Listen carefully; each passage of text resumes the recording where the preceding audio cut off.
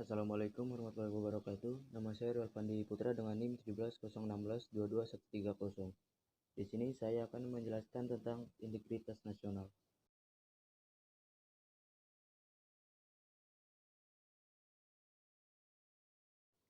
Integritas nasional merupakan suatu proses mempersatukan keberagaman sosial dan budaya dalam lingkup nasional, sehingga membentuk suatu identitas nasional.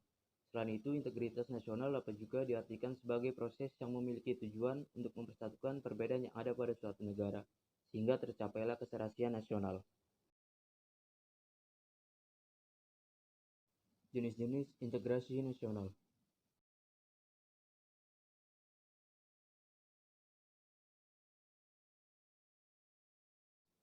Menurut Myron Weiner, yang pertama ada integrasi bangsa. Integrasi bangsa merujuk pada proses penyatuan berbagai kelompok budaya dan sosial dalam kesatuan wilayah dan dalam suatu pembentukan identitas nasional. Kedua, ada integrasi wilayah. Integrasi wilayah merujuk pada masalah pembentukan wewenang kekuasaan nasional, pusat di atas unit-unit sosial yang lebih kecil, yang beranggotakan kelompok-kelompok sosial budaya masyarakat tertentu. Ketiga, ada integrasi elit massa. Integrasi elit massa merujuk pada masalah penghubungan antara pemerintah dengan orang yang diperintahnya, mendekatkan perbedaan-perbedaan mengenai aspirasi dan nilai pada kelompok elit dan massa.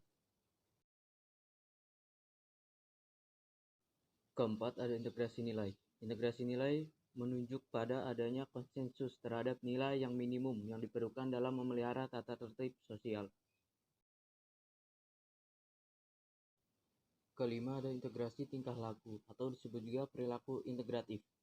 Merujuk pada penciptaan tingkah laku yang terintegrasi dan yang diterima demi mencapai tujuan secara bersama-sama.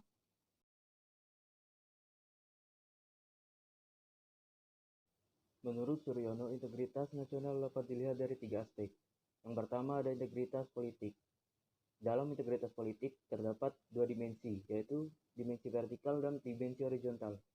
Dimensi yang bersifat vertikal menyangkut hubungan elit dan massa, baik antara elit politik dengan massa pengikut atau antara penguasa dan rakyat, guna menjembatani celah perbedaan dalam rangka mengembangkan proses politik yang partisipatif.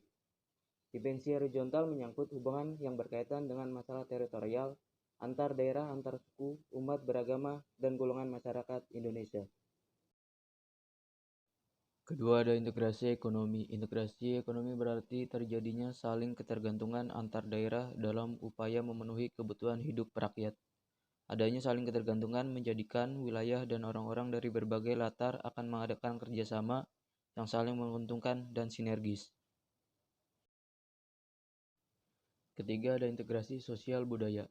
Integrasi ini merupakan proses penyesuaian unsur-unsur yang berbeda dalam masyarakat sehingga menjadi suatu kesatuan. Unsur-unsur yang berbeda tersebut dapat meliputi ras, etnis, agama, bahasa kebiasaan, sistem nilai, dan lain sebagainya. Integrasi sosial budaya juga berarti kesediaan bersatu bagi kelompok-kelompok sosial budaya di masyarakat, misal suku, agama, dan ras.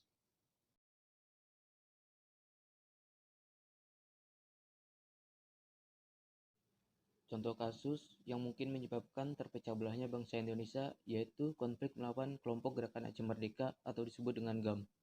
Gerakan Aceh Merdeka dibentuk dengan tujuan supaya Aceh terlepas dari negara Indonesia. Gerakan Aceh Merdeka dibentuk pada tanggal 4 Desember 1976.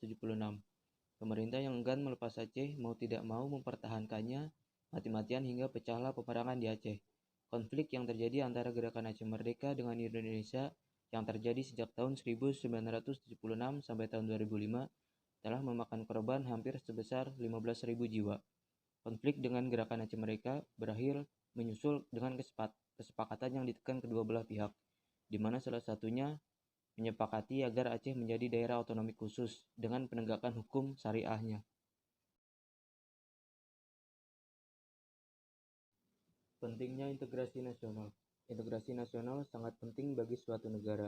Integrasi sangat berguna untuk menjaga suatu negara dari perpecahan, khususnya negara Indonesia yang memiliki keanekaragaman. Dengan keanekaragaman tersebut sangat mudah bagi bangsa Indonesia untuk terpecah belah. Dengan adanya integrasi, negara bisa terus bertahan walaupun memiliki banyak perbedaan yang ada di dalamnya.